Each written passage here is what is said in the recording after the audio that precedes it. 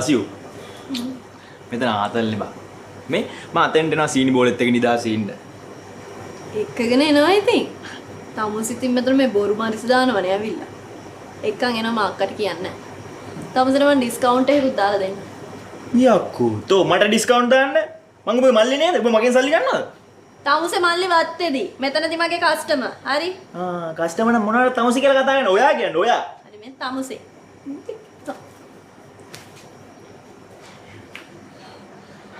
Hi Gimhan sir. Hi කොහොමද? හොඳින් ඉන්නවා sir. හොඳයි නම් එච්චරයි. sir අද මොනවද බොන්නේ? අද චොක්ලට් මිල්ක් ෂේක් මද? දැන් දන්නවනේ මම මොනවද බොන්නේ කියලා.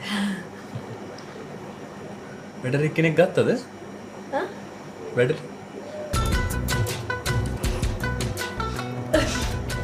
sir මේ මගේ මල්ලි කෙනෙක්. අනේ sorry. මිල්ක් ෂේක් එකක් දාන්න.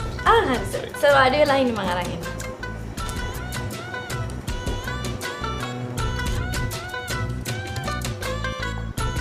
මාසෙට පඩි කීයද මට